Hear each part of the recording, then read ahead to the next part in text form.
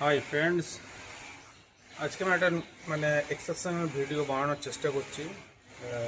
আমি after 2 to 3 days আমি যাব হচ্ছে Jamshedpur tata motors Jharkhand area. সেখানে আমার প্রজেক্ট মিটিং আছে ক্লায়েন্টের সাথে। তো অ্যারাউন্ড 300 কিলোমিটার ড্রাইভ হবে। এটা লং ড্রাইভ একটা। আফটার দীঘা এটা আমার প্রথম আবার একটা লং ড্রাইভ। তো এই লং ড্রাইভের জন্য কিছু কিছু ক্ষেত্রে আমাদের গাড়িতে কী কী চেক আপ করতে হয় সেটা আমি তোমাদের বলবো। লং ড্রাইভ করার সময় যে তুমি কি কি চেক করে তারপরে গাড়ি রান করার চেষ্টা করবে বা জার্নি প্রসেস ফ্লো হবে, সেটা আজকে তোমাদের আমি বলবো।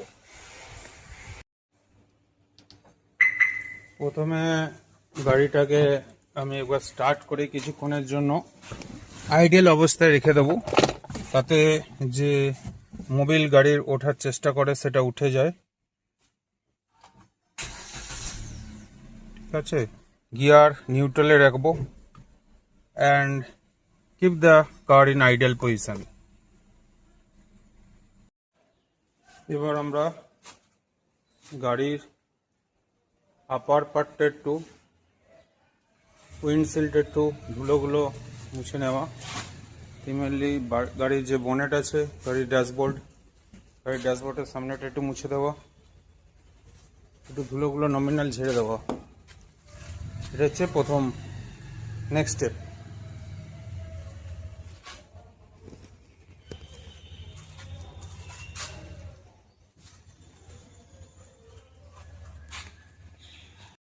নেক্সট হচ্ছে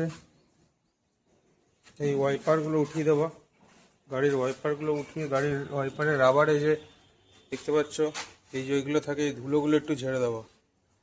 তাতে কি হয়, তুমি যখন রেনি সিজনে যাবে বা ধুলোগুলো জমে না থেকে ক্লিয়ার হয়ে যাবে, এতে স্ক্র্যাচ করবে না উইন্ডশিল্ডে।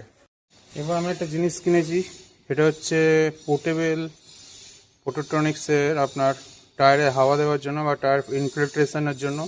এতে কি হয়, আপনি ঘরে বসেই বা আপনার ঘরেতেই আপনি টায়ারের প্রেসার কত আছে, টায়ার প্রেসার সব চেক করে নিতে পারবেন। এটা খুব ভালো একটা প্রোডাক্ট, আপনারাও নিতে পারেন।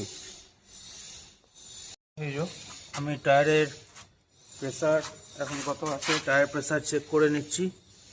আমার সামনের টায়ারের প্রেসার থাকবে 36 আর পিছনের টায়ারের থাকবে 32। আমার এখানে 36 আছে, সো আমি চেক করে নিলাম।